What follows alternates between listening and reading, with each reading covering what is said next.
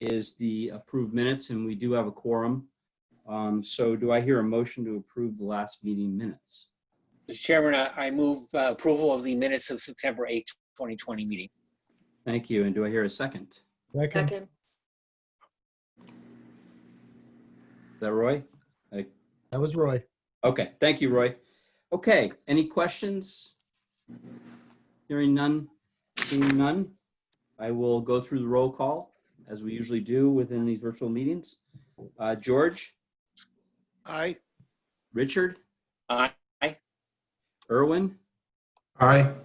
Roy? Aye. Jean? Aye. Natasha? Aye. And Stuart, the chair, aye. Okay, great. All right, so we'll move to the first of the project topics, and that would be the high school. And is that you, Hank, that's covering that? Yes, and I literally just got an email from Ethan Collins. We were hoping to process a final invoice from Consigli tonight, but while we were replacing filters last week, we noticed once again that RTU 22 and the energy wheel was having some problems. There was a repetitive on every cycle as the wheel went around. And we noticed that it was slightly out of balance.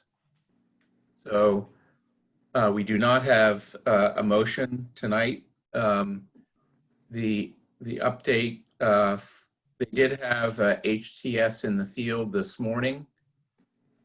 They did replace set screws in the spokes of the hub of the wheel and added a aluminum plate to marry those together, if you will.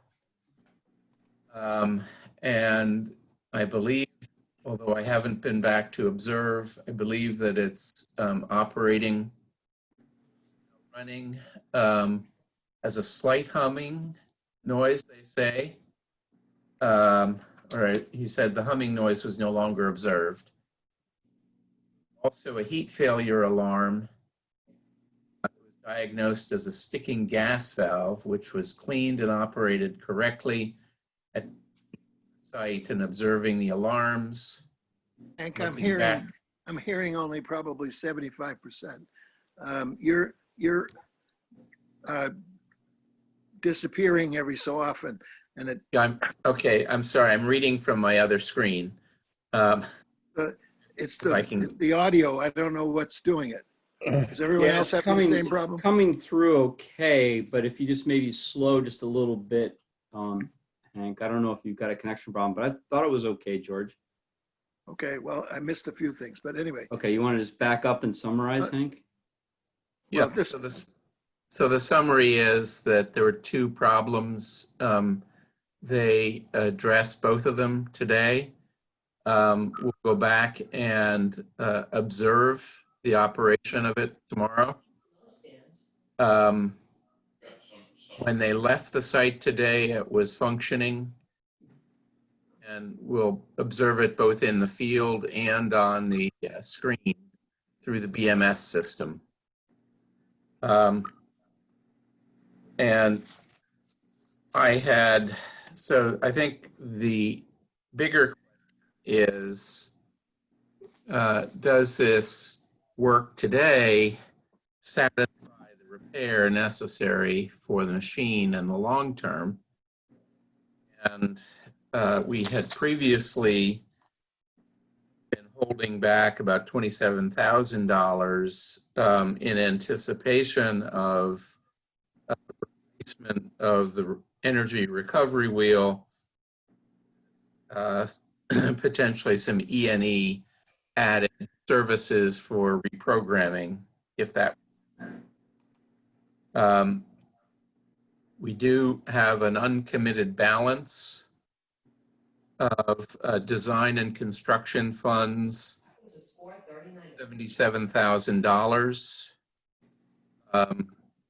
plus about 8,000 of unused design fees, for a total of about $85,000. So I don't know how the committee feels, whether we we know that we want to close this out, whether we want to get a bond for a period of time to cover the potential further repairs of the energy recovery wheel. As has been noted, this has had problems that were reported within the 1-year warranty period. I remain concerned about some of these issues.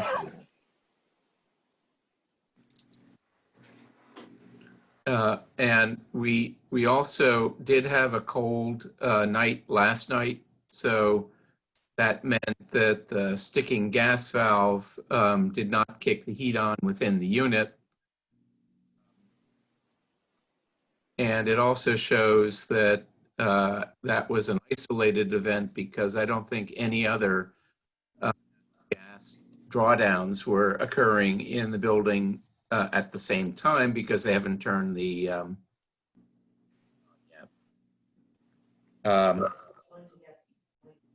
Wireless.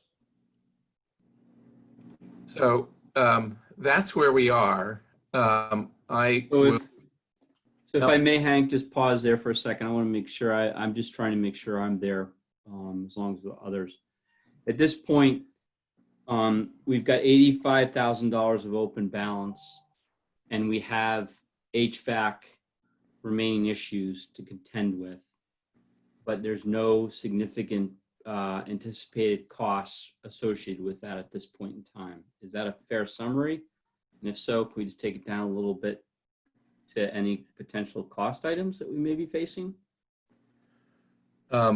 They have not been charging us for their returns to the do these repairs. They have, when we had the problem, they came back and did the repairs, and have not sent us invoices for those. When we concluded the energy wheel this past summer, adjustments there, and also Eversource replaced the regulator for the gas coming into the building, as they detected some pressure differentials that were not appropriate.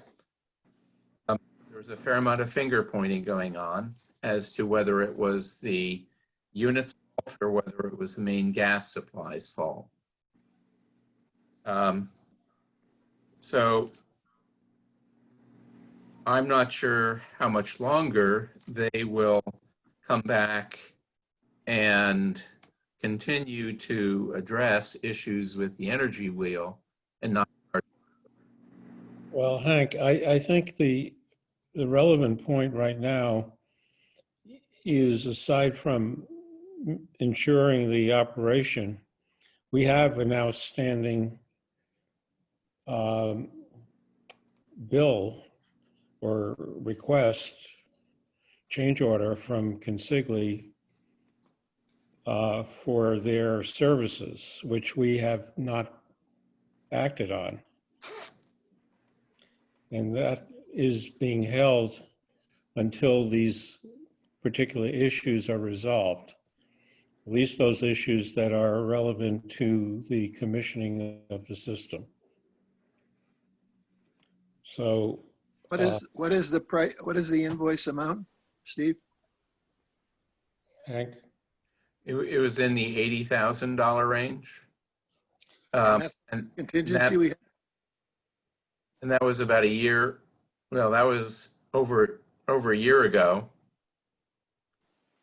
And they have been putting in time since then. to coordinate. They're not repairs. charging us for the continuation. They know that the continuation was necessary in order for us to determine how we can settle on that outstanding invoice. And they've already been told that we're not going to pay out the full amount of that invoice. What we're trying to determine is what is the amount of unspent funds that could be applied to that invoice. Sounds like it's about the same as the contingency balance. Their invoice is the same, about the same. It's higher than the contingency balance. So Hank and Steve, were they approved to proceed in time and with time and materials? Is that how it worked, or? No, as you may recall, at the conclusion of the project, their schedule slipped. There were factors that extended their time on the site, and the project opened in phases. And so that request for additional general conditions monies is related to that schedule slip largely. And I'd have to go back in detail, but and after we opened the third phase, they came back, they continued to service the project to resolve outstanding issues. So I just want to make sure, I'm still not clear with the picture. I got the points that there's still some HVAC stuff to do, and we have 88,000 in contingency or in an open balance. We've got an $80,000 invoice, and we have an issue that is most likely covered or is supposed to be covered within the work that's been done and the 80,000. But we do have a potential risk that there'll be more money owed because of the ongoing issue. So I just would like to make sure we draw a clear box around this, and it's not clear to me from a budget perspective and an actual outstanding work perspective. Thus, I don't think we can close the project out, in my opinion, but we can have that discussion at the end. I agree. Until, Hank, the numbers are moving. Until we determine what is our commitment in terms of getting the system functionally acceptable, and that includes the gas valves that have been determined necessary for the startup of the boilers. We don't have a bottom line number that we can apply against that CR. But is that work deficient work from the contract, or is that additional work to the contract? It's work that's been unacceptably commissioned. Until we get the full commissioning of that particular RTU and the causes of the disruption to it understood and taken care of, we don't consider that we have accepted the full scope of Consigli's work under the contract with us. Right, but that's on them. They have to give us a working product that meets all the commissioning. Why are we paying for that? We're not. Oh, okay. So, I mean, anything that goes, if there's is there any work under contract that was work that we still need to pay for, or is this all stuff that they're just fixing because it didn't meet? No, there was a drawer out of the original schedule, and they charge us for the general conditions that were applied to the drawer out on that schedule. I understand that, but if we're way beyond that. So, but anything that should have been part of the contract, we shouldn't get billed for. We're not No, getting yeah, they're not looking. From the time they sent us that additional request, Okay.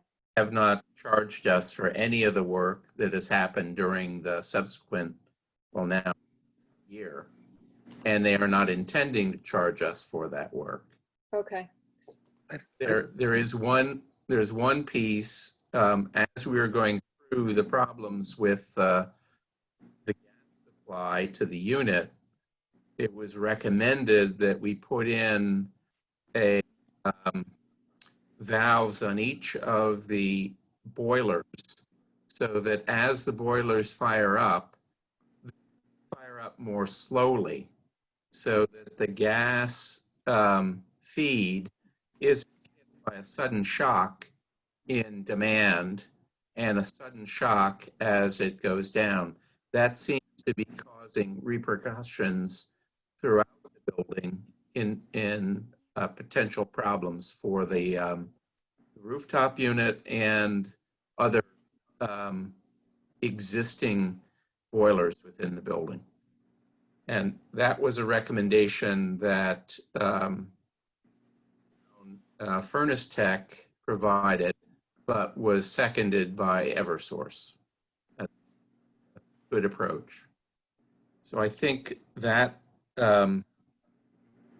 we would consider taking on, I think it was under $3,000 for the materials, and the town technician would do the install on that because that was not part of the Consigli project. Do you think it should be part of the project funds? That sounds more like general repair, right? Or a general, like Yeah, maintenance. wouldn't that be outside? Wouldn't we close the project and turn it over and let them make that adjustment versus putting it into the project and putting things at risk? Well, It seems like more of a system problem than specifically to this project. yeah, I mean, you're correct in that, George, but as you recall, we also did calculations that forced us to double the fresh air coming into that room. Right. And I would, although not identified at that time, I think I would tie it to making the boilers run properly. So it could be a maintenance item, you're right, or it could be if materials paid for by the project. Where do we go from here? Again, I just going to voice my request that I'd like to get a better budget picture and understand what is at risk here. And Well, the activity to bring put it this way, what's the activity, what's the activity to get this thing closed that we feel that this project is delivered and it's commissioned? And then what's that budget look like? And until we get that clarity, I think it's hard for us to draw any conclusion or even recommend a closure. It's Yeah, I just think not clear to me. I agree. I think we need to get basically what general conditions you think are fair for the additional work. Negotiate that number, and then that's the number that we review, right? That is correct, Natasha. We want to negotiate back when we understand what is the remaining available funds on this project. When do we say that the design is complete and it's now how many years since we installed that? And it's not maintenance? How many years has it been since we installed this? well, that section of the building opened in October 2018. 2018. So it's October- essentially been 2 years. And when do we stop and say, this is either a design flaw, a design problem, or it's a maintenance issue? I mean, No, I think it was an installation issue, not a design flaw. an installation issue. And And that hasn't been solved yet. Until we get RTU 22 running to our satisfaction, that's when we cut off the contract requirement that we have under this project. And you're saying RTU 22 hasn't been operating satisfactorily for 2 years. That's right. it's been on and off. So it's not covered by the warranty anymore. Technically, no, but they have been, Technically, they- yes, it is covered under the warranty because the issues were covered that we're dealing with were identified within the warranty period. So this can't be that impossible a problem to solve. no, I think we're getting, Did he get COVID? the issue is Looks old. we would have closed out this meeting, Is that what the thing is? He looks- the issue popped up again. And that is the way it's been happening for the last 2 years.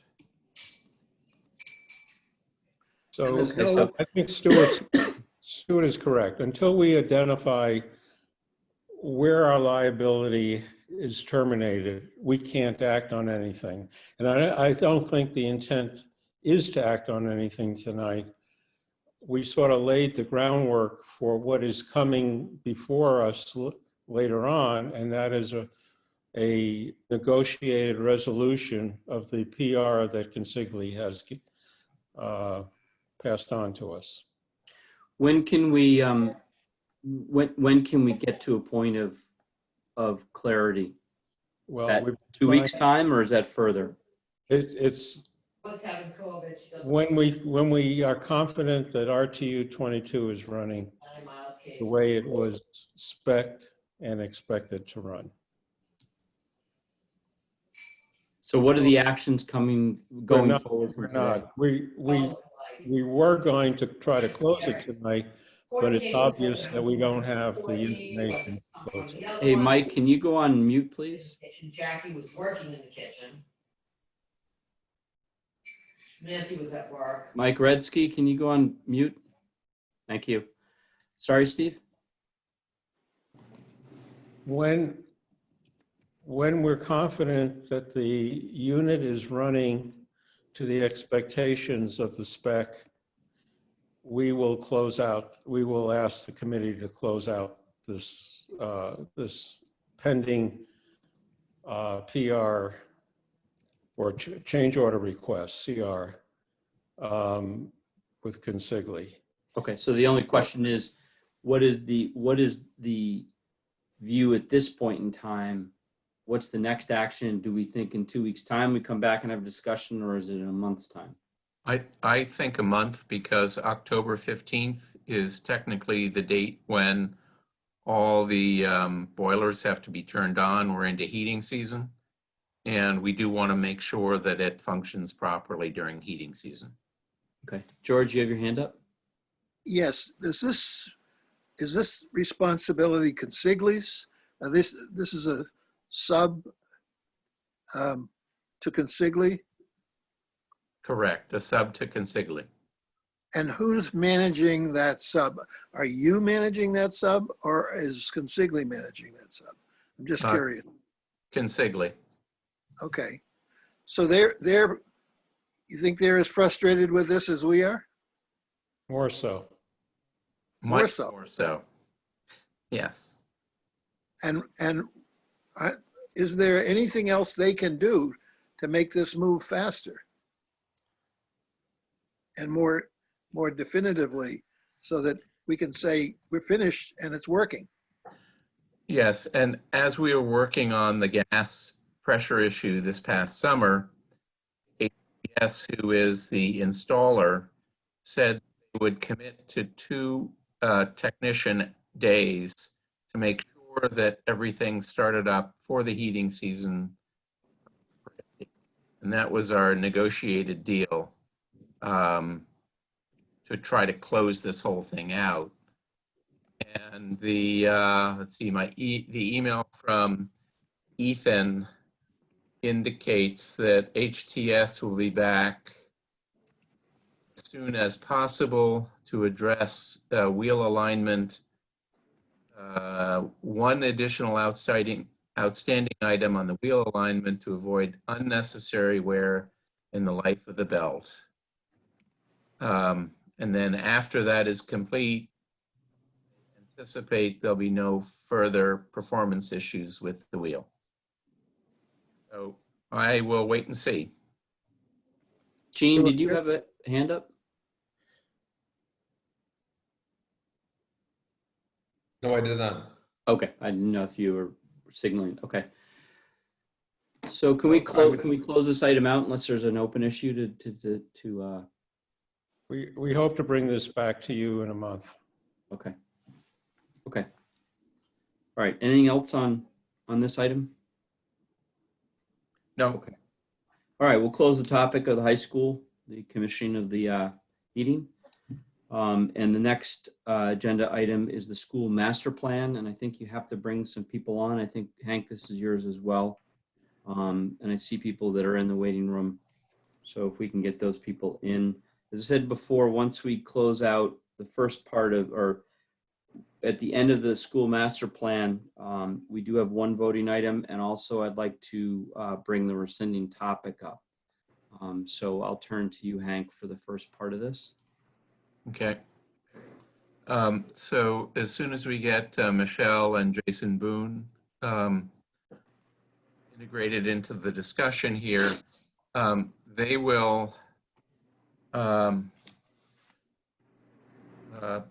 they presented to the school committee, and Susan Neckes and Ann Galati were there, presented the slides, which I forwarded to everybody on the committee, many of which would have been familiar to you because it's very similar to what you saw a month ago. You have also already received the details, sub-chapters, if you will, of the review of each of the schools that are being studied. And if any of you have comments on the details of that, I'd ask you to forward those, email those to me. I'm still scrubbing it. But tonight we asked them to give a brief update related to the school committee presentation, a couple of the questions that were asked, and next steps related to the voting by the school committee, and looking to closure of the final report, perhaps with a forward that would be included that would address the vote by the school committee and the preferred direction of the school committee. We have also begun to dig into the details of the schedule related to the CIP, both the short-term and the long-term plan with Ann Galati. I don't know that we need to get too much into the weeds on that, but I also asked Doran Whittier to give us a summary of the other capital improvement items for other schools not within the direct reconstruction plan, just so you all understand that there are other maintenance items that will be occurring over the next decade in every school. So with that, Michelle, maybe I'll turn it over to you. And Jason? Sure, thank you, Hank. I hope that you've all had a chance to look at some of the information that we've posted regarding the different capital improvements for each of the buildings. I do have one slide which I'd like to share with you, if I can. That is a summary of that. Am I allowed to share? I think so. Steve Gentile, I think you need to give Michelle the ability to do that.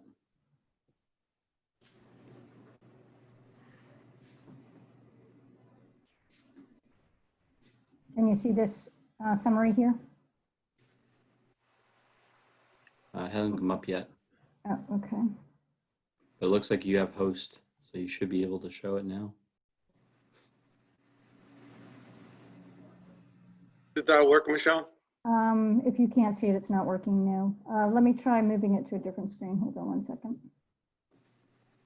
When you share a screen, you probably have to select the screen you're going to share. Yep. Can you see it now? Nope, not yet. Okay. Hank, do you have the slide that I sent you earlier? Let me try. Sorry.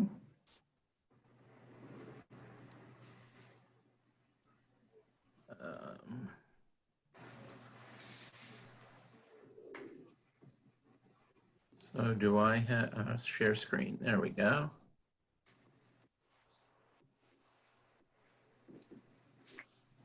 Okay, is that what you're? That is the one, yes. So what I wanted to show in this summary was exactly what Hank was talking about, is that you have other buildings with needs. We're still waiting for some information for High Rock and for Elliott, but those two buildings are actually the two buildings that showed the least amount of needs across the board. So we think they'll certainly be less than some of the other buildings. If you look at both Broadmeadow and Newman, they're coming in, around the 4.2 and 4.8 million dollars for a host of upgrades, and not all of these are required right of way. So we looked at a 10-year plan.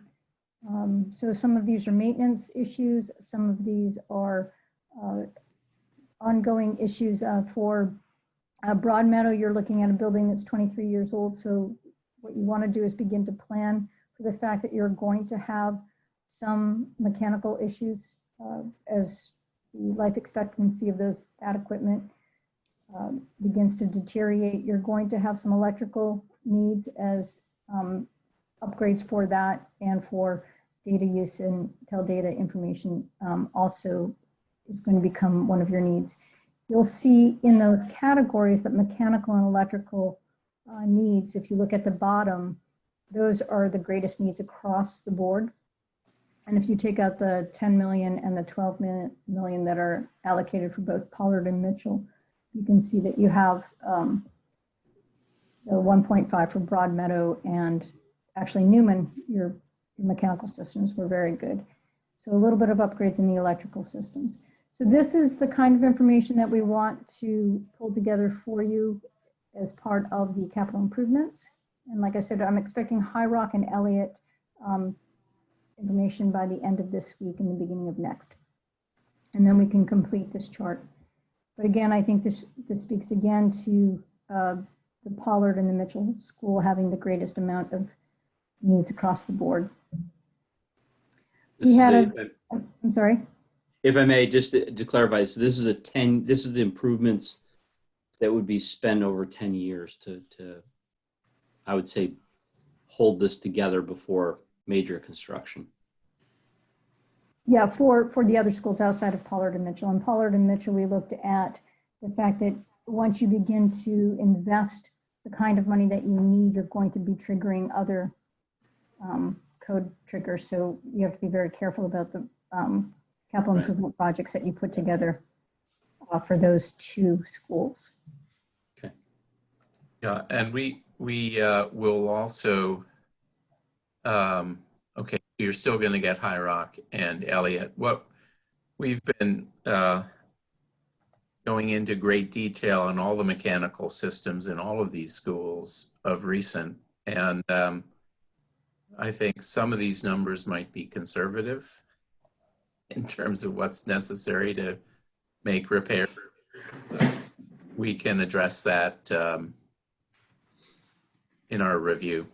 Sure, that'd be great.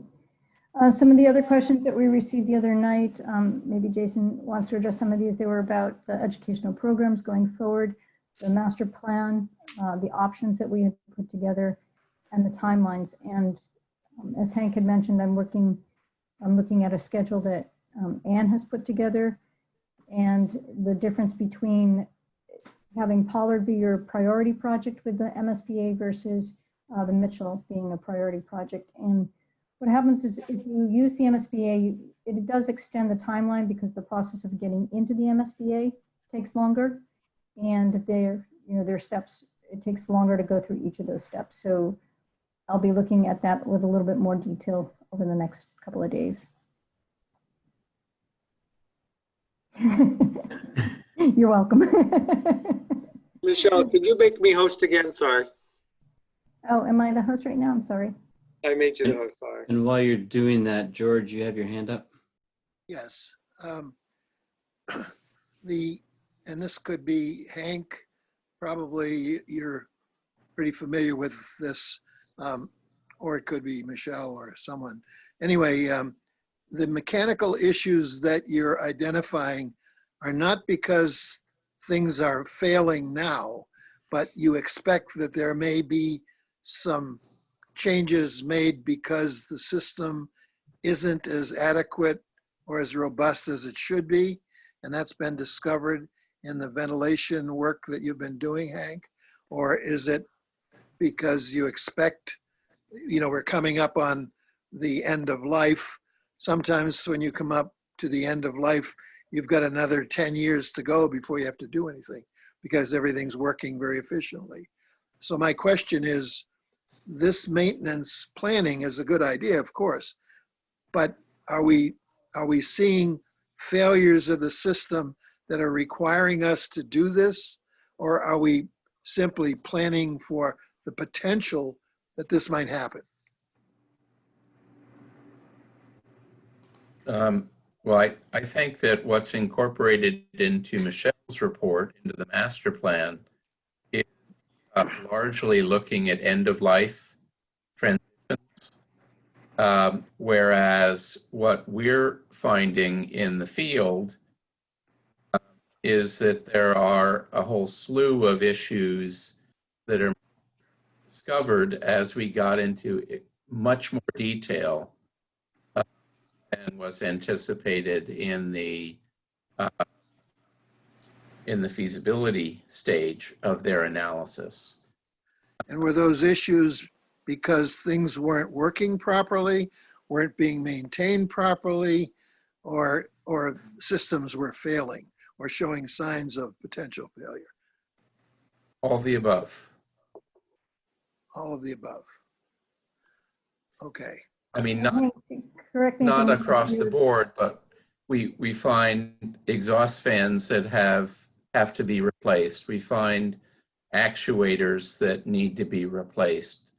Because they're not working properly? Or because?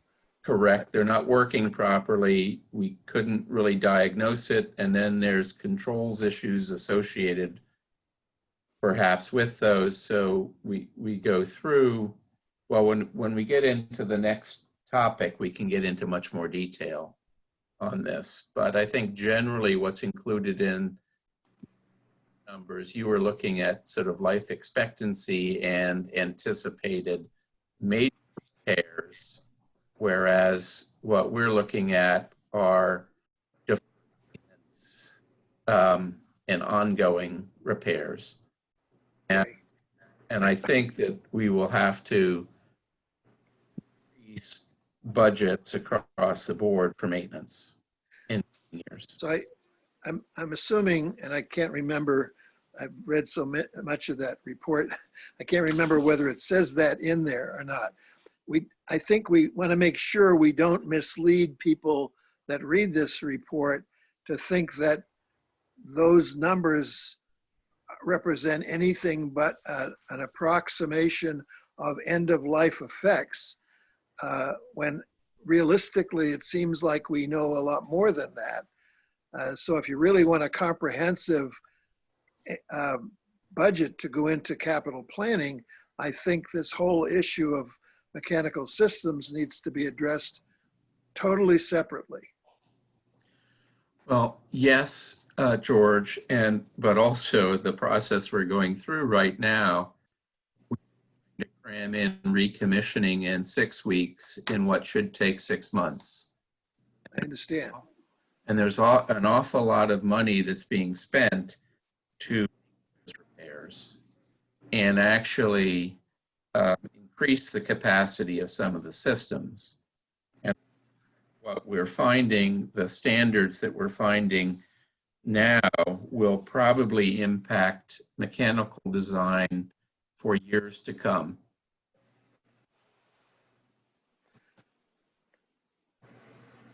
My whole point is I'm not questioning any of the numbers or your judgment. I'm simply saying we've got to make sure that the numbers that are shown in the report, which I don't think are going to change, don't necessarily represent the true cost of doing all of the maintenance and or upgrades on the mechanical systems that we really believe are going to have to be done. Okay. It's a totally separate issue, which I think needs to be addressed somewhere. I don't know if all the school committee knows it. I'm sure Dan knows it, and you know it, and most of us have heard about it. But somehow I think we've got to come up with a better handle on what the capital planning numbers are for all of these mechanical systems. And I think that's going to take a concerted effort to make that happen. So we know, because when you go back to, we don't have the money, so we're going to have to eventually go back to town meeting and say, we need this money to do the following. And it doesn't sound like it's the numbers in the report. Yes, and we will need to look at that more closely.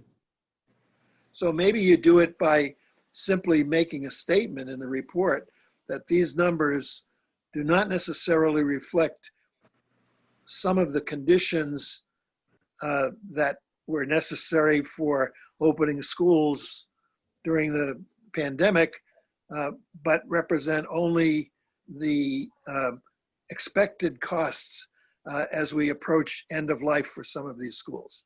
That way, I think it covers that, and people can see that they're two separate things. Some of them may be the same. Yeah, and perhaps in our capital improvement discussion, Steve and Ann, the ones that are more replacement related and over $500,000 would probably be integrated into this report, whereas those that are just ongoing maintenance, which also need to be increased, would not necessarily be in the school budget, but would be in the building maintenance department budget. And that also needs to be increased.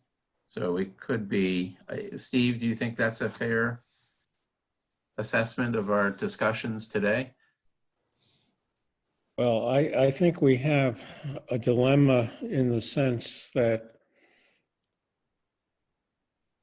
if we move forward on the capital plan, not the capital improvement plan, but the capital plan for the reconstruction of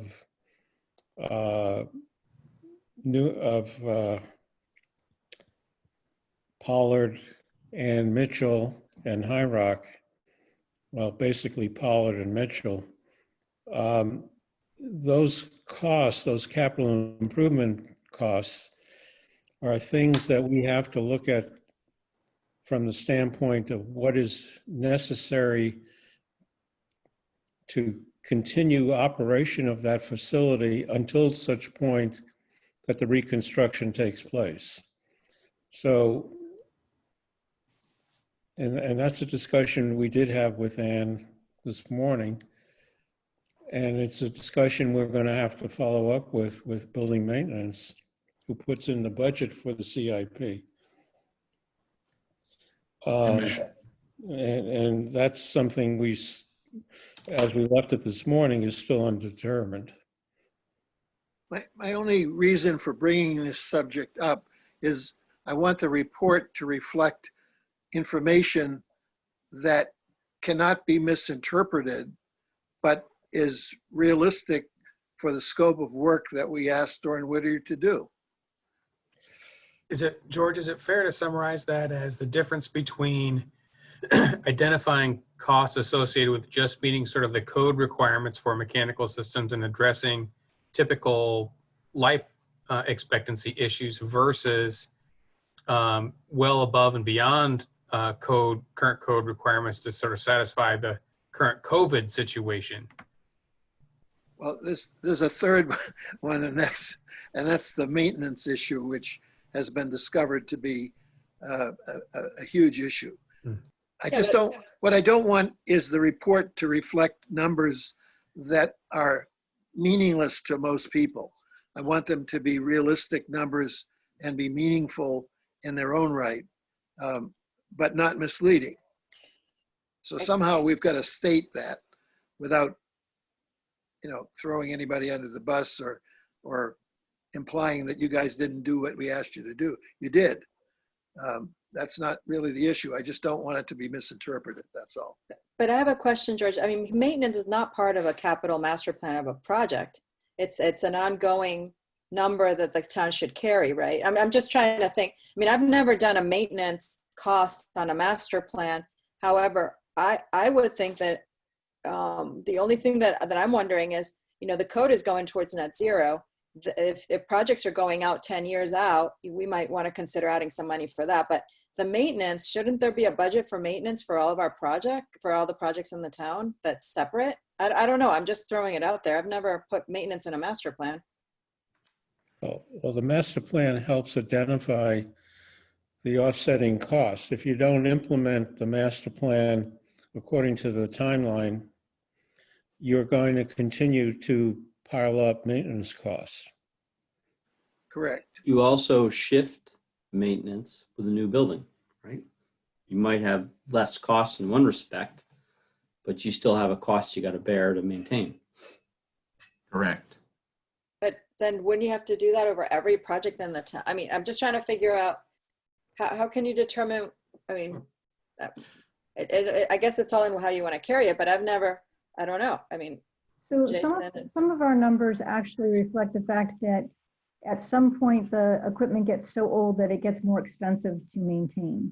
And so some of that is we put in the number to replace that piece of equipment at a certain time beyond its life expectancy. You may choose to do that, or you may choose to continue to maintain that. But it's not for the new, so it's not for the new, it's for the older ones that it might be at the end of their lifetime. Correct.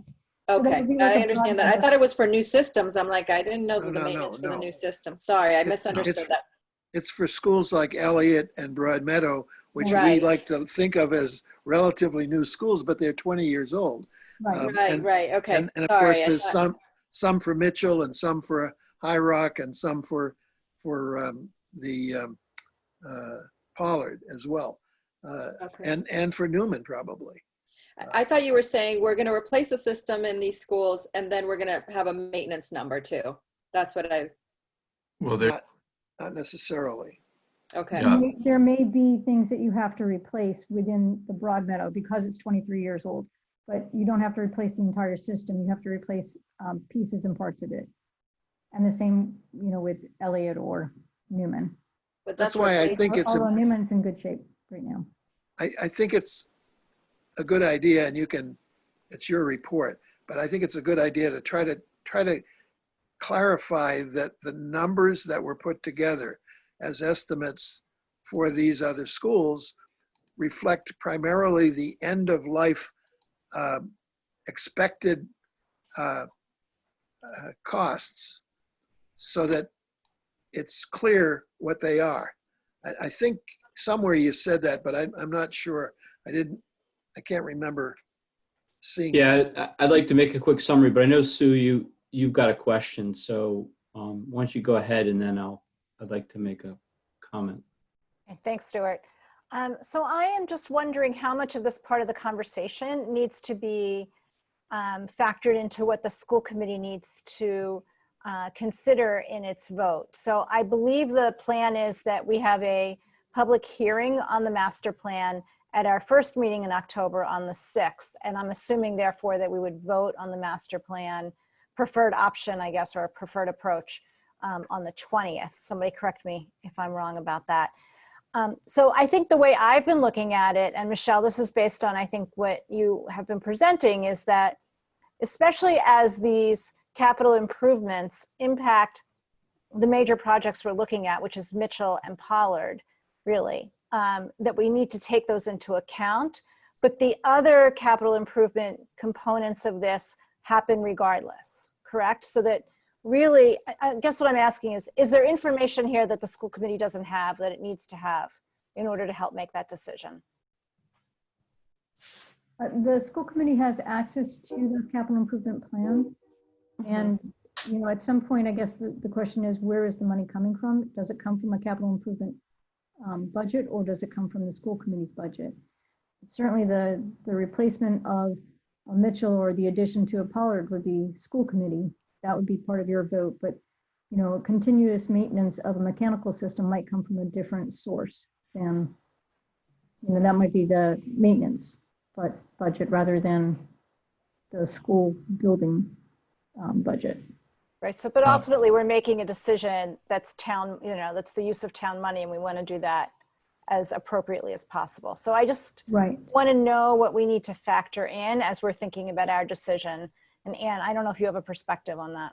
You'll also need to factor in what you need to maintain the other building while you're considering the first building. So if you do go with, the option to put Pollard first, how much money are you going to need to continuously maintain Mitchell? And here we're putting in 1.5 million, and that's just because we're trying to avoid those triggers. You could go up to 2 million over that course of 3 years. If you go out 4 or 5 years, you might end up putting another, but you don't want to spend more than you need to on a building that you would eventually take down. In Pollard, not in this particular scenario, but in the next one or the third one, you could see that you wouldn't put a lot of money in there because you wouldn't need to, or you would begin to put money in where the capital improvements would be beneficial. So this would be an addition and renovation of an existing building. So you might want to go ahead and upgrade the sprinkler system or the HVAC system or the electrical system in the parts of the building that you already know that you're going to be keeping. So you wouldn't be throwing that money away, but anything that you put in Mitchell, eventually, if that building were to come down, that would be money that you'd put into the building that you wouldn't reap the benefits for very long. So, Michelle, I think one of the questions they have is the 1.5 million CIP shown in this slide in addition to the 75.8 million of the reconstruction of the Mitchell School project? Yes. In addition? 75.8 is for the new building. Yeah. And 1.5 is to keep the building going until you can get to the new building. And that really it could go up to 2, but beyond that, without some agreement with the building department, you would hit a trigger and then end up spending even more money. And likewise in the status quo, to keep Pollard going above and beyond this $146.9 million project for the Pollard, the town would have to be investing approximately $2 million per year into that, some of which might reduce the amount of the 146. Fair enough. Yes. Yep. That's true. If it's strategic, but from a timing point of view, that's so far out, 10 years out, it's tough to say that we won't have other major failures, particularly at Mitchell. I mean, we could very well have 2 boiler failures quickly. Right, and so in that one, you'd be looking at $2 million or 1.5 over the course of a few years until you could get to the point where you can actually start construction on that building. But again, you don't want to, in that particular building, you don't want to invest a lot because you'd be taking that entire building down. Okay. So, Anne, I know you had your hand up for a while. Go ahead. I was just going to respond to Susan's comment, which I think is that this is exactly the kind of information I think that is relevant for the school committee to consider when it considers these projects. We had scheduled the vote, your sort of consensus vote on the direction that you want to take in the master plan for the 6th, in part because not only are the capital requests due, but we wanted to have that information to inform the building department so that as they build these projects, these CIP projects into their program and spending plan, that they know how to prioritize them. Because as you see, depending on the scenario you choose, your prioritization can be very different. Okay. All right. At this point, I just want to quickly housekeep this discussion. So at this point, we have the question, and I would just like to make a comment and then ask for what's the next set of actions here. So what I heard from the group was that the capital plan is, and George, I'm going back to what you were saying before, because I tend to agree. The purpose of the capital improvement numbers, the numbers that you've brought up, Michelle, here, are because of issues within the school system. So in the mechanicals, they've become an end of life, or there's an issue. In order to bring it back up to an operating par, we need to spend that money. Correct, Michelle? Yes, that's correct. Okay, cool. And I think everybody's on that same page, unless there's any other questions out there. The other thing is, it's not as clear to me on the one. So for example, in this slide, 1.5, why would you spend 1.5 when you're building the school? Unless what you're saying is this particular one is a different physical school, and we're just keeping the existing Mitchell going with 1.5 because it's broken down, and we have to bring it back up to par during that period of time. You have to be able to operate the school until you can move the kids out. And in this Right, particular but school, the you can't green move- part is a physically different new building. That's correct. And we would But keep that Mitchell construction as doesn't- is to run until that brand new separate building is up and running. That's correct. Fine. So, Okay, that's cool. That's what I thought I heard. I just wanted to clarify that. Yeah. So at this Well, point, from a committee meeting, the PVC tonight, I think we've heard what you guys have discussed at the school committee. Is there anything that we need to act on from that meeting other than, now that we've got some of this feedback, we'd like to wrap up the study? And that's question one. And then I've got a follow-on question. So what is the ask of the committee tonight, Hank, to do? I think the ask is, if you have any detailed comments about the draft, please get those back to me as soon as possible, Okay.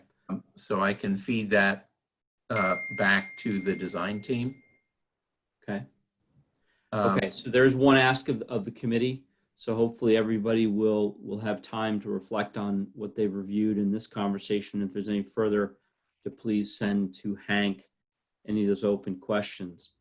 The following question I have, Hank, is, and this is to the committee. As a committee, I know that Sue mentioned, or I'm sorry, it was maybe Steve, a forward to the report. I believe it would be the school committee would be doing the forward on the report. Is that correct? Exec summary forward?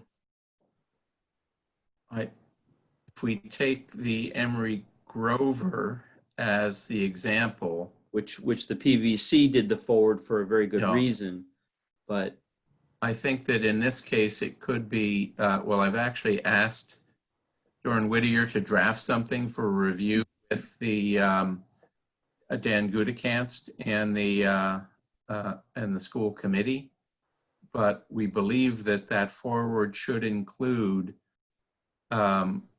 the vote, the results of the vote, and the recommendation of the school committee. And therefore, I believe it should be signed by the superintendent and maybe the school committee chair. So from a PVC perspective, and this is to the PVC committee members, any input relative to a forward or beyond our comments for the final report? Is there anything else that should be added from the committee's perspective? I think it should definitely be done by the school committee and/or Dan. I think our job is complete when we look at the adequacy of the report and whether or not it presents all the information that Doran Whittier was asked to do. So from that point of view, I don't think we're responsible for writing it forward.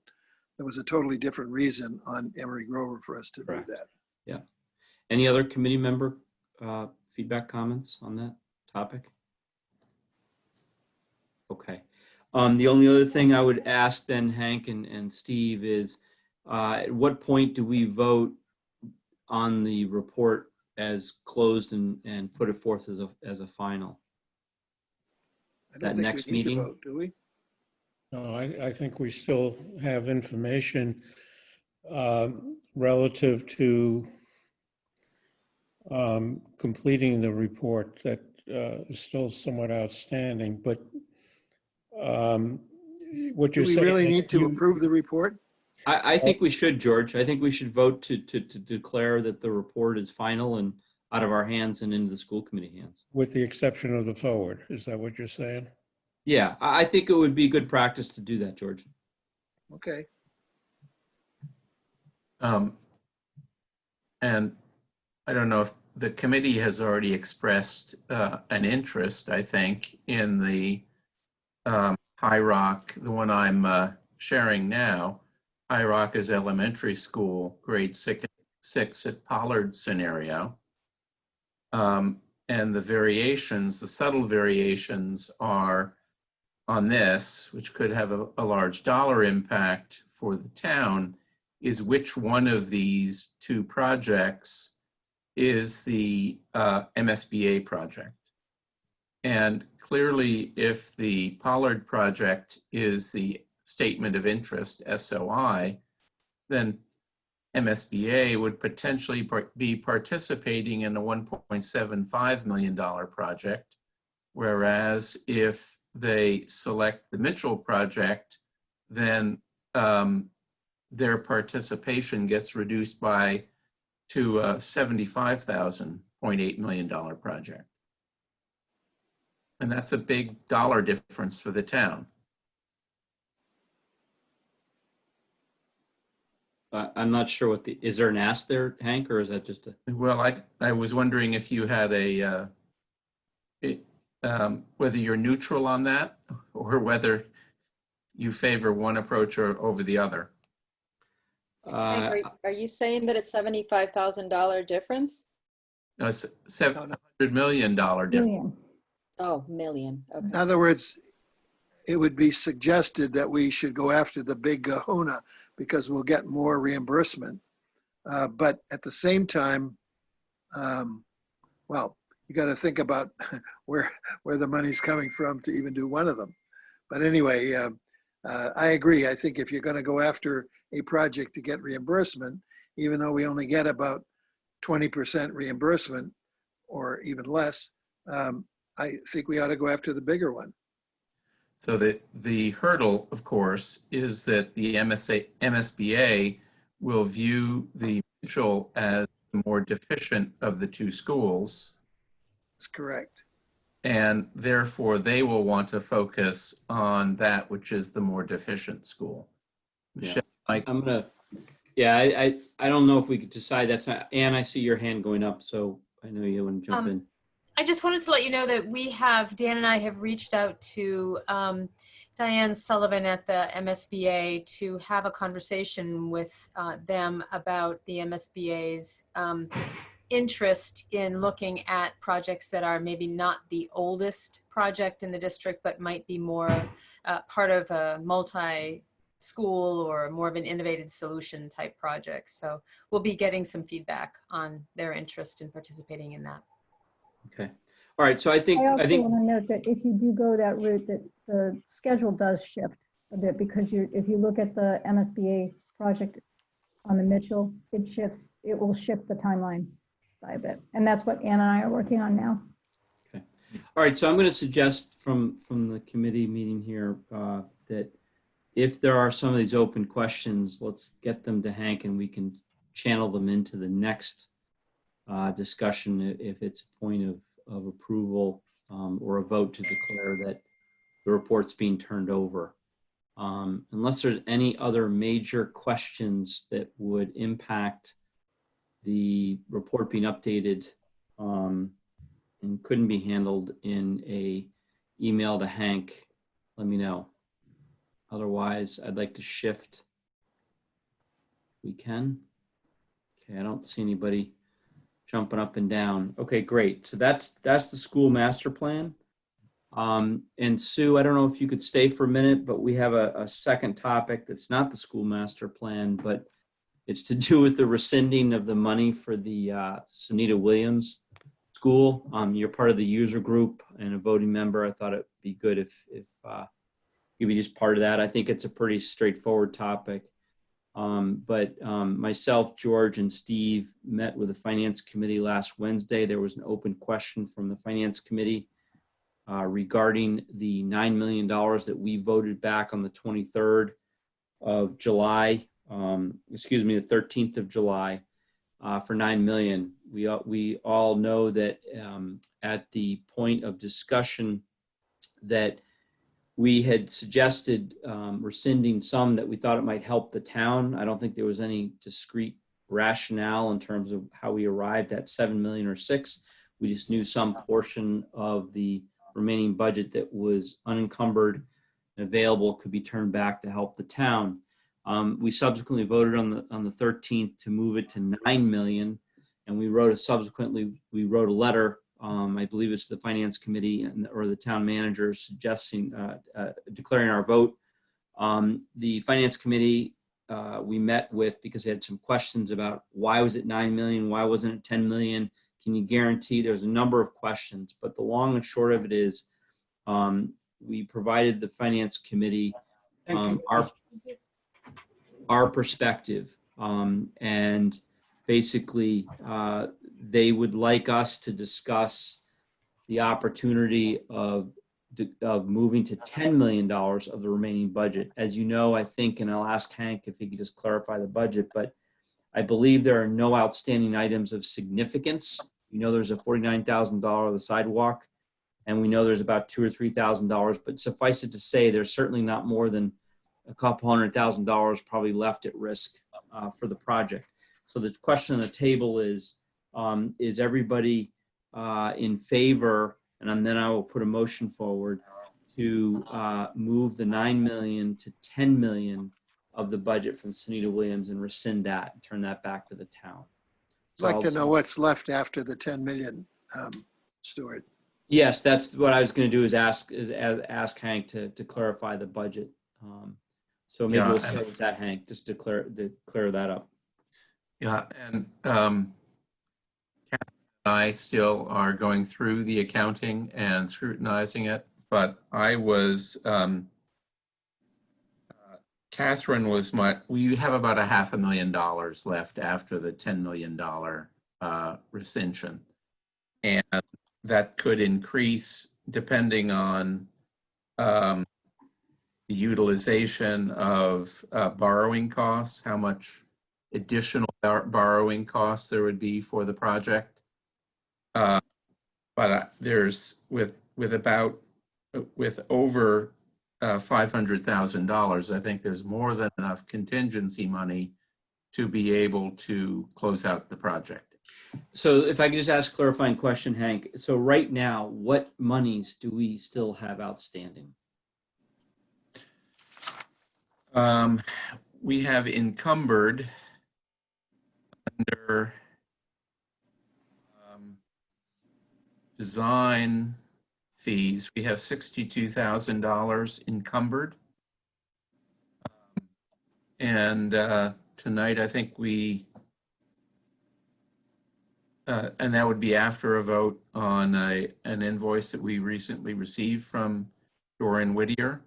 But some of those encumbered amounts will likely not be used because they were for things like soil testing and remediation and things like that. But of the contingency balance, not the design encumbered, because that's part of the normal project, but of the contingency, what monies do we believe we'd have to spend out of the contingency? Probably only the $49,000 for those sidewalks. Okay, so of the contingency balance today, which is 10.9, what's the contingency balance today? 10.5 million. Okay, so 10.5. So we do not have more than $50,000 identified now that would go against the 10.5. The only exception to that is how much longer we continue charging our OPM time against the project. So if we went to 10 million rescind, we'd have $500,000 sitting in the contingency budget. We have 50 of that is potential, that is voted on to be spent. That would leave $450,000 in the contingency to be worked to support anomalies, I guess. Is that Correct. fair? Okay. Correct. So with that, is there any questions? I have one, and that is, are we charging OPM time to the project budget? I guess that question's for Steve. Yes, we are. Okay. And obviously there's OPM time that needs to be spent in closing out the project and finishing up with MSBA, et cetera. About how long will that be? In other words, how much do you expect to spend in OPM costs? Is it, Hank, for 6 months, half time, and do you have is there enough money in the budget for all whatever the OPM costs are, or any other costs, between now and the time it's really closed out? I guess is my Spend question. as long as we can. At some point, we have to close that out because we want to settle with MSBA on a final number. But until we arrive at that, until we get through closeout, we'll continue to spend. And there's plenty of reserve, as Stuart mentioned, for us to continue to spend. So that number of 500,000 that we have left is likely to come down because of that, but it's not going to go away. It's not going to be overrun, is what you're saying. Correct. Do we have a run rate on the OPM? It's about 8,000 a month. Okay, so even if we went 10 months, that's $80,000. Yeah. So Okay. Sounds like we got plenty of room to support that. And even if we had an emergency, and hopefully we don't, and we still have out of $500,000, $450. Even if you take 80,000 for a 10-month run rate, which is pretty far, I think. But let's just take that assumption. That brings you down to 370,000 left in the budget, roughly. So with that, is there any other questions from the committee in terms of this request? Since I suggested it to the FinCom, I'll make a recommendation that we increase the 9 million to 10 million that we rescind back to the town. Okay, I was actually going to put forward a motion, George, just maybe it's too formal, but I just want to make sure we're right. So the motion I was going to put forward, if we're ready, is just the motion to amend the previous vote on July 13th PVC meeting and a subsequent letter dated 7/23 to rescind 9 million for this Sunita Williams project and increase the amount of rescind to 10 million. That's fine. Do I hear a second? I'll second it. Thanks, George. Okay. Any questions? Okay. Coming to the vote, we'll do the roll call plus the user group. George? Aye. Richard? Aye. Irwin? Aye. Roy? Aye. And Stuart, I need to step off after this topic. Thank you. Jean? Aye. Natasha? Aye. Stuart, aye. Sue? Aye. Okay, I think we've got all the votes. Fabulous. Okay, so with that, Catherine, you'll write the note, produce a letter, and then we'll go from there. Yes. And there is the Doran Whittier invoice we need to. Yes, I got vote on. that. I've got that right. I should have done that just before that. Thank you. Okay. All right, and then I just have one voting item to close out the this overall topic of the school master plan and the rescind. And it's back to the school master plan. There is an invoice, so I put forth the motion to approve an invoice from Doran Whittier for their August 2020 services for $7,615.05. Do I hear a second? Second. Roy, thank you. Okay, any questions? Hearing none, seeing none, coming to the vote. Roll call. George, Aye. Richard, Aye. Erwin, Aye. Roy, Aye. Jean, Aye. Natasha, Aye. Stuart's aye, and Sue. Aye. Okay, great. And I Anne. believe that is the last topic within this section of the agenda. So thank you for everybody for sticking around. Thanks to the user group and everybody. Let's now move to the school ventilation task force. And we have gone way over our allotted time. These are Stuart. important issues and topics. Do you, excuse me a second, do you have any voting items? I also have to go, but if you have any voting items. We do have voting items outside of this, and let me just quickly check. Roy has to leave. If you leave, that would leave, I think we would have enough. Jean, you'll be able to stay? Yes. Yep. Okay. So that would put 1, 2, 3, 4, 5. We would have sufficient, Natasha. Okay, I'm so sorry. I just had planned that it would end around this time, so. Yep. Thank you. All right. So in the interest of time, Hank, I believe it's you on the school ventilation. Unless there's some major topics we have to decide, I would just ask if we can just, summarize this to the point of what is the topic and what the committee needs to act on. And, if we can push to the next meeting to cover the other topics, that's great. Or if you believe strongly that we've got to get through some stuff, let's tackle it, but we are running late here. You're on mute. I'd like to keep it brief. Steve and I have been focusing the majority of our attention for the last month assisting the building maintenance department manage repairs and retro commissioning in all of the schools. And during that process, schools have been they've had other assessments done on airflow, and we're trying to meet a higher standard for airflow within the buildings than what the buildings were originally designed for. Our target in all of the buildings is attempting to get 4 changes per hour in every single classroom as a standard. And that, how many exchanges? I couldn't tell. You're fading away again, Hank. Yeah. I didn't get that either. Got to fix your connection. Yes, I'm connected through the town internet. How many air changes per hour? 4. 4 air changes per hour. Okay. Our target. And the buildings were designed for what? Approximately.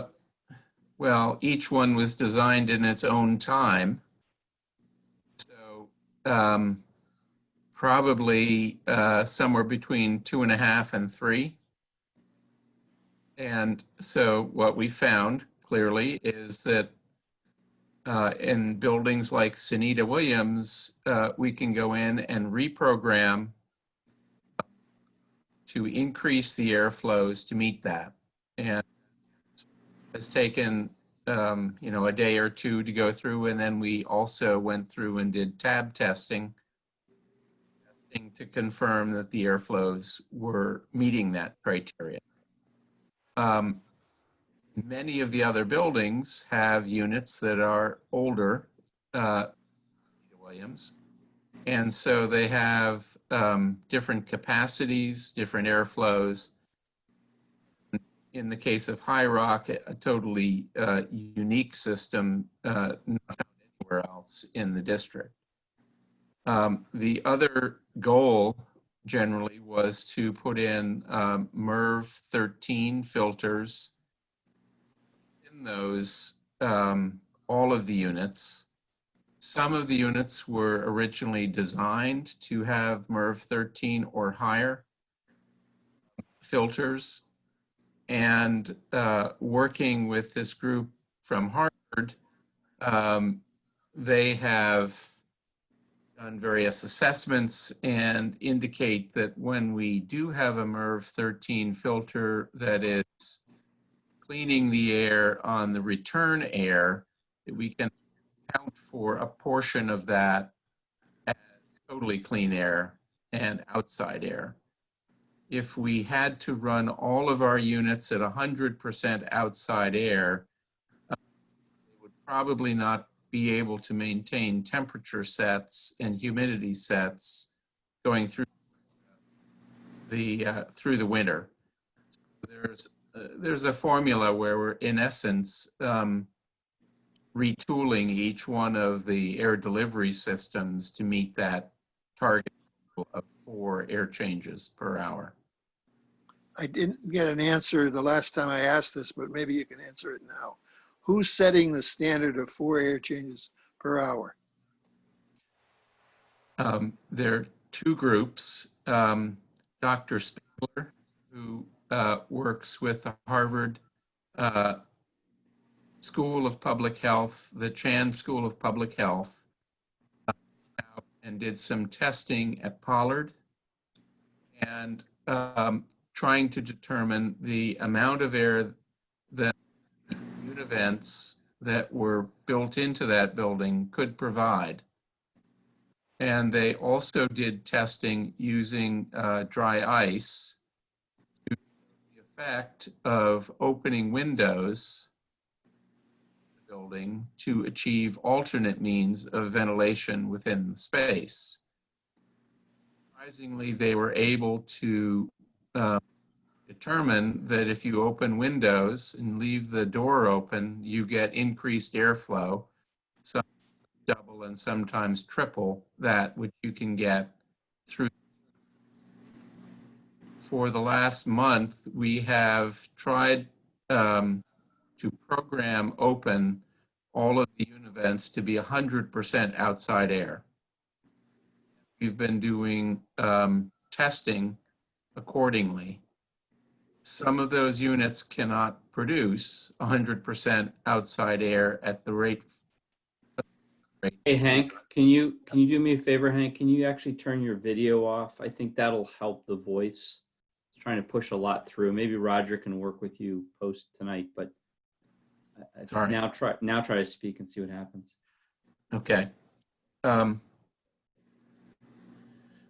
So we're looking at base design, and in buildings such as Sonida and the high school, we take the volumetric calculations of the rooms and then we backfeed it. We program it exactly how many air changes we need or what the airflow rate needs to be in order to achieve that 4 air changes per hour.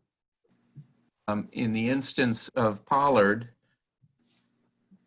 and in fact, in all of the buildings, we are now retrofitting filters to be MERV 13 filters instead of MERV 8 filters. And that will have an effect of slowing down some of the airflow, increasing our ability to get cleaner air from the return air that is coming back to the systems. Each building, well, I would say the most challenging buildings are Pollard and Mitchell, surprisingly. And where we can't achieve that, then the school department needs to make up their mind as to whether just they will close certain rooms and not use them, or if they will use other means like HEPA filters, clean air filters, machines within the room to achieve that standard. But so did Needham specify the standard of 4 air changes per hour? Or is this the School of Public Health at Harvard? And are all schools in the state using that same requirement?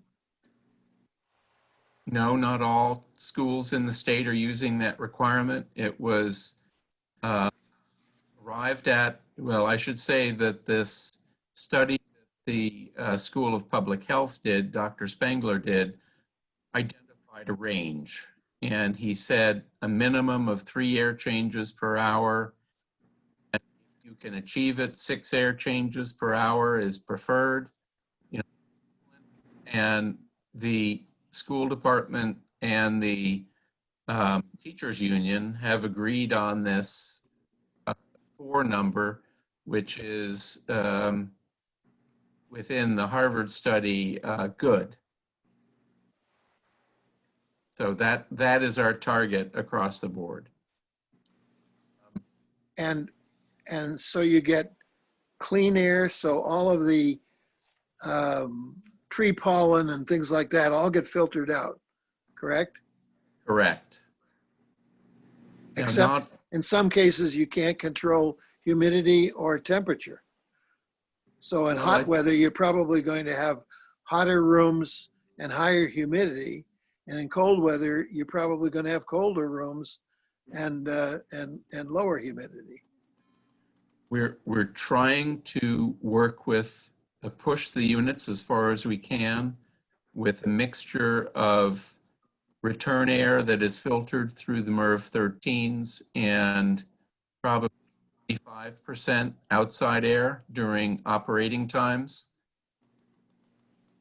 Between those two, there's a more complicated formula, a logarithm that our commissioning agent has developed to satisfy that requirement. And we're going through, we're talking hundreds and hundreds of rooms. Our first pass, we focused on classrooms, then came back and started focusing on all of the offices, and now we're going back again and focusing on the larger spaces, gymnasiums, so on and so forth. And there'll be a few rooms that we just can't achieve that standard. And the school department has to decide how to respond. In the interim, they could say, well, open a window in the room while we're continuing to work on achieving that standard. And otherwise, they'll say, well, we'll use this room, but we will relocate this class to a different room. But in answer to my question, isn't it going to be reality that it's going to be more difficult to keep rooms at a comfortable temperature in the warm weather and in the cold weather? You're going to have, if you have that many air changes per hour, you're probably going to be colder in the school building than you normally would. Yes. And is everybody ready for kids to wear their winter coats in class to achieve this unusually high air change per hour number? I'm just asking practical questions. Sorry for doing that, but I think that's the reality. I don't know what else to say. Yeah, there are limits, and again, once hitting those limits, we have also, the school department has also put tents at every single school to encourage the use of those for lunch and some classes. And they will be unusable at a certain point in time as well. So, but the school department knows that they're going to be hotter in the hot weather and colder in the cold weather. They know that, right? We have told them that, yes. And that's acceptable. Okay. I'm not sure. I don't know if they've accepted that. Okay, Erwin, I know you had your hand up, so. Yeah, I'm in a unique position being a teacher in a high school. And yes, you could do the analysis on the results of all the air exchanges and the discomfort. But this has to be balanced against the safety of the people in the building. And as you all know, we're dealing with a vicious contagion here. And so I'm actually been sent a report from one of the schools in the Taunton public school system. I just kind of leafed through it. I didn't see any specific reference to air exchanges, but there was a lot of discussion about MERV 13, MERV 16 filters, HEPA filters, and the condition of the ventilation system. I think this is going to be a pretty common dilemma for schools all over the country to be facing. How do they balance a safe environment with comfort at the same time? And I don't think it's going to be an easy solution.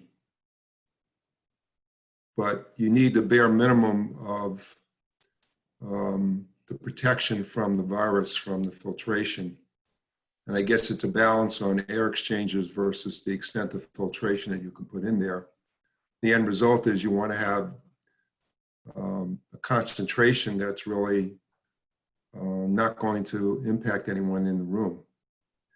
And I'm sure every classroom, every school is going to be different based on the condition of the ventilator system that they have. So I think there's just so many other factors, putting everything in context, putting aside the mechanical engineering and HVAC side of it. So I just wanted to provide that kind of perspective. Sounds like a lot of factors still being balanced. Richard? Yeah, and I did not mention there are numerous other things that are occurring.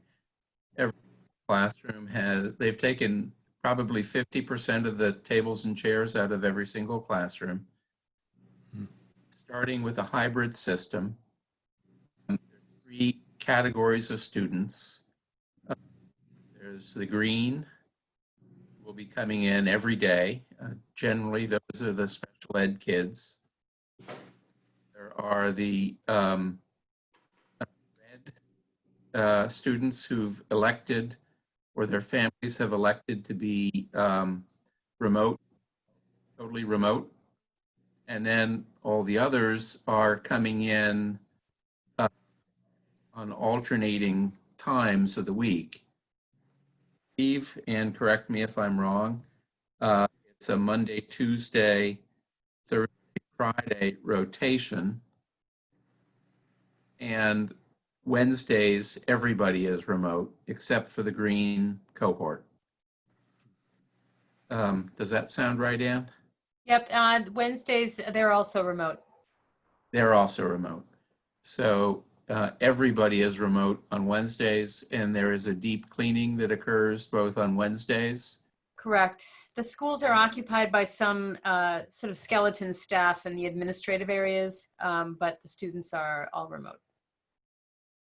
And I guess teachers have a choice to teach from home or teach from their classroom. Correct. And you are going through, you've also gone through studies of bus ridership and bus ventilation. We have the same Harvard group studied ventilation on the buses as well as in the buildings, and concluded that with some fresh air ventilation, the standard of 4 ACH was exceeded on the buses. And you only have one student per row, not multiple students, unless they're in the same family? One student per side. So 2 students per row, 1 on each side. 1 on each side. So there's spacing there. And then every single classroom that I've seen, the teacher has a plexiglass screen. So if she's doing one-on-one, if the teacher is doing one-on-one teaching or anything in proximity to the students, there's a barrier between them. Everybody has to wear a mask at all times while in the school. Hand washing is mandatory as well. A few of the schools, and so the setup of the classroom that by taking half the desks out, the students can be spaced 6 feet or more from each other. The high school cafeteria, they've taken out all of the standard cafeteria tables, and they've put in individual desks spaced at 6-foot intervals, so that nobody is in direct proximity with anyone else while they're eating. And that has been a standard throughout the schools. The only school where we're having difficulty with that is Mitchell, and that's why they have 3 tents in the courtyard. And I think they're going to be starting with and maybe continuing with lunch out in the tent. After that, they might have to do lunch in the classrooms. Okay. Richard? Sure. I just wanted to follow up on Erwin's comments, and I agree with the thrust of what he had said. I would note that there are urban school systems in this country that will be going essentially with the opening of windows scenario, because they don't have the facilities or the wherewithal to be able to do what we can do in this municipality, and that is to retrofit a lot of these systems and push them to their limits, and hopefully that will work out. But I just wanted to just note that again, there are a great many urban school systems in this country which do not have the facilities that we have, and they are going to be forced to leave windows open during the entire season. That's the plan now. This has made national news, not something that is a secret. It's out there. So I just wanted to note that for everyone. And so we're fortunate to do what we can. If we have to supplement with opening windows, we're not alone. Thank you. All right. Anything else, Hank? Anything needed from the committee at this point? I think, George, what we have found, and this was part of your prior point, is that we've done a lot of deferred maintenance in the last 6 weeks, and we've learned a lot. And at the conclusion of this, Steve up there, who's already worked both weekend days and many long hours, will be taking a central role in responding to issues as they come up in each school. And there's going to be a rapid response that comes through the health committee at each school, will filter back through Steve and the building maintenance department. And they will first review remotely to see if there's a unit down or something like that, and then respond with either town staff or hired consultants to address issues as they arise during the school year. Also, every school now has, I'll call it a medical waiting room. So if a child or somebody in the school does feel sick, there's the ability to do some form of isolation from the rest of the population until parents are called to come pick up the child and take them home, see the doctor or whatever. Okay. Will you be bringing this insights from this task force or update from this task force the next meeting, or once a month as sort of a project cycle, or? Yeah, we want to get the schools open. Mm-hmm. And, then we'll see how busy we are. I clearly need to focus on a few other things other than this, and but it's great that Steve can take that leadership role. Okay.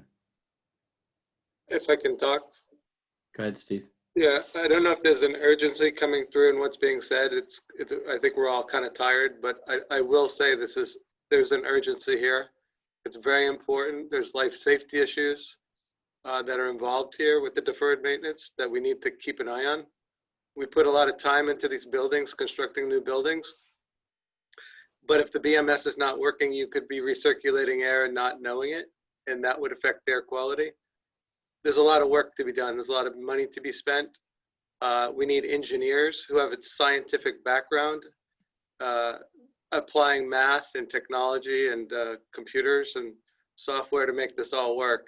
It's not coming across, you might think maintenance is boring, but we're swamped. We're swamped with backlog of work in that department.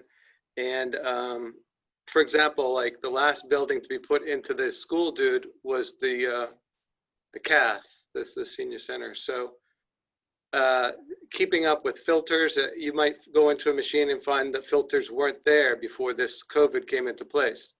That was not an issue perhaps before, but now that's an issue and coming to the forefront, and we have a lot of work to do. So it's hard to kind of like, it's hard to be in the fire and say, okay, where do you start? But Hank and I and a whole team of people have been kind of trying to tackle this. And luckily we have people giving us perspective and guidance, but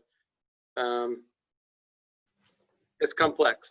It's hard to wrap up, but it's very urgent. That's my main message. Well, I certainly appreciate it. I think others probably appreciate all the work you guys are doing. And I think that, you know, it's very helpful to understand what that's about. I think there's two things here that I would pose to you, Steve Popper, is that I don't want to suggest that we have an open discussion here, but I think it is something we should be thinking about. And if we have to have a discussion, let's make an agenda item. And that is point one, which is any of the current projects under our auspices going to be affected by the time that's needed from these guys from the town? And if so, you know, how do we account for that? I don't think there is.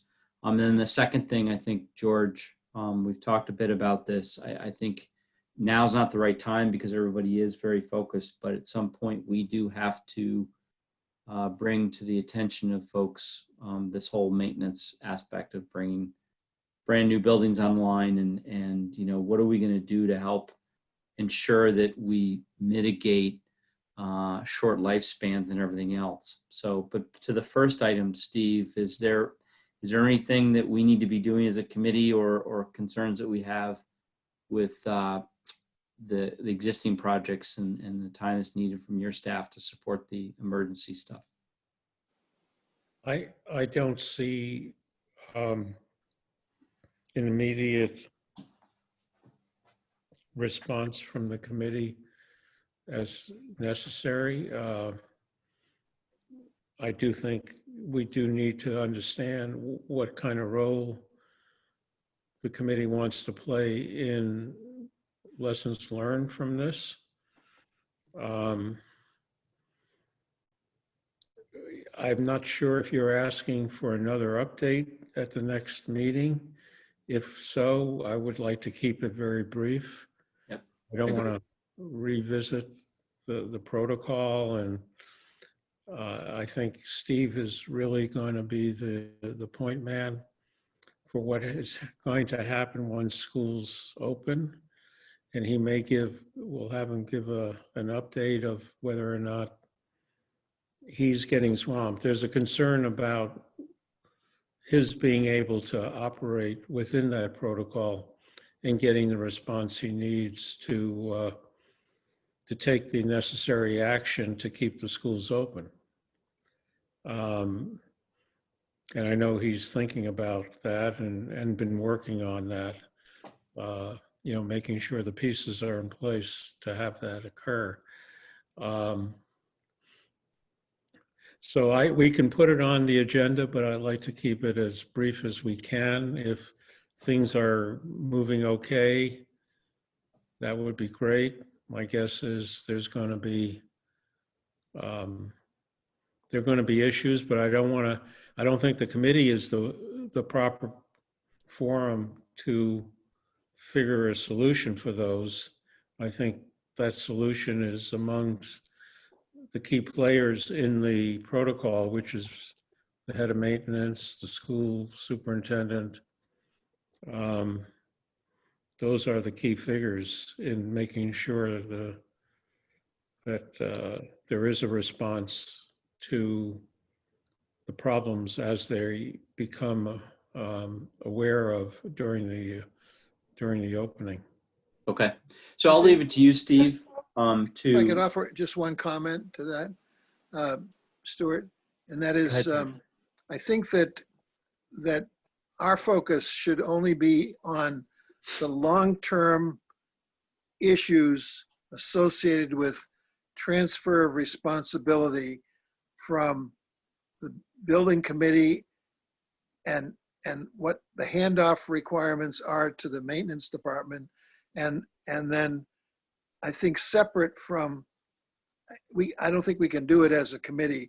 I think separate from this, there needs to be some kind of a review group that looks at how we do that, how we hand that off, how maintenance is done in this town. But that's totally beyond our responsibility as a committee. I think our responsibility is to turn over the right information and not to follow all the details of what it takes to open the schools. That's definitely not our responsibility. But I do think we are responsible for trying to establish a mechanism to allow the new schools or new buildings to be turned over in a way that maintenance is properly done. I mean, it just bugs me when I hear that filters weren't in place, and I've been hearing it for years because someone didn't change the filter when they were supposed to. It's crazy that that's happening in these multi-million-dollar buildings. So the problem is a bigger problem than what we can solve as a committee, and it's not really our responsibility to do that. But I think we need to set forth the requirements for the fact that it needs to be done. And how that happens, I don't know. It's going to take more than just our input to make that happen. I agree. So Steve, I'll leave it to you to decide, Steve Popper, to decide whether you want to bring an update back to the committee or not. We don't need to load up our agendas, but I think it's important to recognize the work that you guys are doing, and I think it's very important. But on the second topic, which you were saying, George, I do think we do need a discussion, and it might be better, in a month's time or so, where we can talk about how can we address this BMS, sort of handoff, and what's appropriate for these buildings. Again, the objective is, as we are asked to build these buildings or govern that with Steve and the team, we put these buildings in place. They deserve to be care and fed for the long term versus cutting off the short term. So, anyways, one of the thoughts might be to include the first round of maintenance in the budget for the new building. I mean, it could be as simple as that, just to get things started. But I think we need a focused time to have that discussion. Exactly. And I'd like to suggest that we find a slot, maybe in another month's time, when we can find a slot in the agenda and not go way over time, where we can do that. So maybe Catherine, Steve, we can sort of keep an eye on that and see where we can find a window to do that. Okay. With that, is there anything else on the school ventilation? Well, we will have a discussion with the superintendent and others tomorrow morning to determine whether the schools are ready to open on the 29th. Okay. Cross our fingers. Knock on some wood. Go ahead, Erwin. I could just give you very briefly some perspective. We opened last Monday. We're going full remote, except there are some special ed, special needs kids in the buildings. Last Thursday, one of the kids tested positive, and all the other classmates, the teacher and the teacher aide, now has to quarantine for 14 days. And we have a similar plan in about 10 weeks. depending on how things go with the infection rate, to have a similar hybrid system that Hank described. So the idea of having that remote day on Wednesday and having half the kids on Mondays and Tuesdays, the other half on Thursdays and Fridays. There's a lot more complexity to it, but what Hank had described is something very similar to what we're doing. Wow.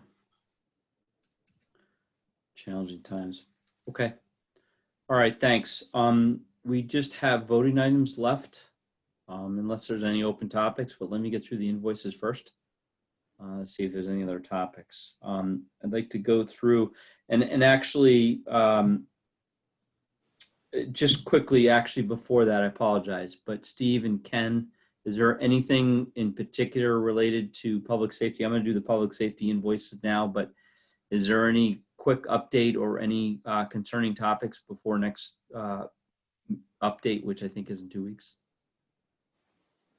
No, nothing wild and crazy. Okay. Knock on wood, we're recovering and staying steady of the course. Trying to, yep. Okay. All right, great. Okay.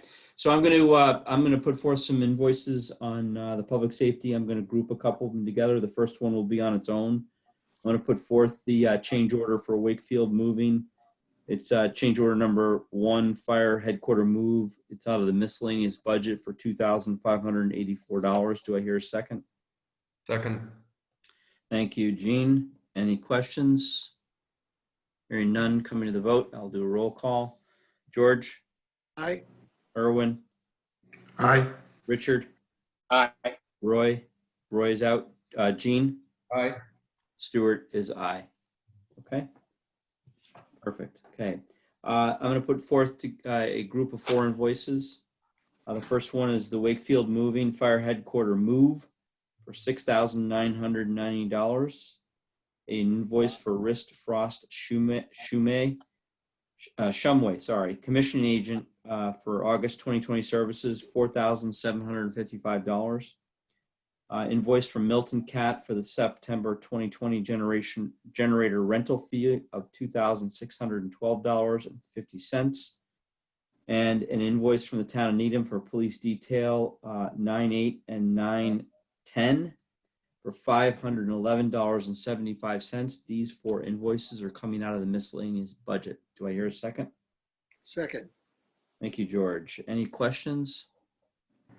Seeing none, hearing none, going to the roll call. Vote. George? Aye. Richard? Aye. Irwin? Aye. Roy? Excuse me, Gene? Aye. And Stewart is an aye. Okay. Last invoice for public safety, invoice from WP Mason, step waste cans for $1,166.30 coming out of the FF&E budget. Do I hear a second? Second. Thank you, Richard. Any questions? Hearing none, seeing none, coming to the roll call vote. George? Aye. Richard? Aye. Irwin? Aye. Gene? Aye. Stewart's an aye. Okay, great. I've got Mitchell Modulars. I don't know if Mike's on. We've got an invoice. I'm going to put forth the invoice for Dorr and Whittier Architects for their August 2020 services for $500 coming out of the architecture budget. Do I hear a second? Second. Thank you, Irwin. And any questions? Hearing none, seeing none, coming to a vote. George? Aye. Richard? Aye. Irwin? Aye. Gene? Aye. Stewart's an aye. Okay. The Jack Cogswell Storage Building, we have 1 invoice. Put forth the invoice from Weston and Sampson for the August 2020 services for $10,500 coming out of the architecture budget. Do I hear a second? Second. Thank you, Richard. Any questions? What is this for? This is for the August 2020 architectural services from Weston and Sampson. George, that's the, I'm sorry, excuse me, that's for the solar design. We completed that. We put in the Eversource application and they've completed their design work. and they're answering some questions. The application went in and it's moving forward. Remember the solar design piece? Right.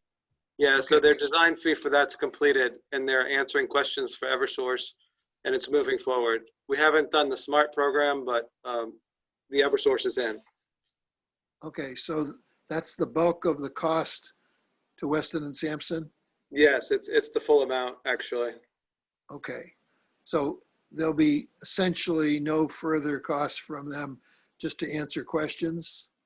He said they'll be available, but we've paid them in full and they continue to support the project. But after the next steps, there's another portion to the fee that would be added on later if we go to the next level. Okay, We do have extra fee for Beth Greenblatt as well in reserve to handle the SMART program. So that would, if we're going forward with that, I'll start the SMART program application soon. okay, I have one more question that is, it relates to rescinding funds that are available on that project. When might we do that? Can we leave that to the next meeting and get a full update on that versus trying to make heads or tail of it? That's fine. Thank you. But you do realize the question is whether or not we continue with the solar program. I understand, but I think that's going to be a totally separate project that is going to have to be funded through town meeting approval. With appropriated funds from this project or not? I don't know. I don't really care. I don't think it matters. It goes direct to your question about closing out the project. Can we bring to the next meeting or create have an agenda item just to review the Jack Cogswell project and any outstanding issues as well as the budget, and then we could bring this to the table and discuss it. Okay. That will be good timing because we're coming up to the end of warranty periods and whatnot in November. Okay. So Catherine, could you make a note of, do we want to add that to the agenda? Sure. When would you like to do that? Like in Steve? November or? The Steve, off meeting from fire department, from public safety. So October 19th? Makes sense. Okay. All right. Any more questions? Hearing none, seeing none, coming to the vote. All in favor, let's go through roll call. George? Aye. Richard? Aye. Erwin? Aye. Jean? Aye. Stewart's an aye. And the last invoice, oops, we should have had that in the Sunita Williams discussion anyways. Put forth an invoice for Doran Whittier Architectural Services for August 2020 in the amount of $5,469.34 out of the architecture budget. Do I hear a second? Second. Thank you, Erwin.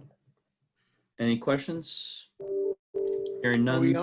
Are we almost finished with that? Hank? Is Hank still on? Hank's on. Hank? Yes, of course, we have to do closeout with MSBA, and that could take 3 or more months. I should note that we did get our LEED Silver certification. I should get that out to you, but that's part of our closeout. Right. So Okay. the only thing Doran Whittier will be doing from now on is essentially supporting the effort MSBA, correct? Correct. But we do most of that anyway, right? Correct. Okay. So we probably won't get much of a bill in the future for them. Okay. Any other Correct. questions? Okay, seeing none, hearing none, coming to a vote, roll call. George? Aye. Aye. Richard? Aye. Erwin? Aye. Jean? Aye. Stewart's an aye. Okay, that's all the invoices. Are we okay? Catherine, any other invoices that are there? Nope, that's out. Excellent. Thanks. Any other open topics, folks? Okay. It's late. All right. Thank you, everybody. And then just next time we really have the public safety update, correct? I believe that's probably it. Yes. Okay. All right. There will be an invoice from Sunita Williams, and also for the lead silver certification. Okay. Excellent. Okay. Thank you, everybody. Appreciate sticking through the time. We're late. Be safe. Have a great week. Good Go night. Go Celtics again. Hopefully. All right. Well, the last Bye, time. Night. Good night. All right. Good night.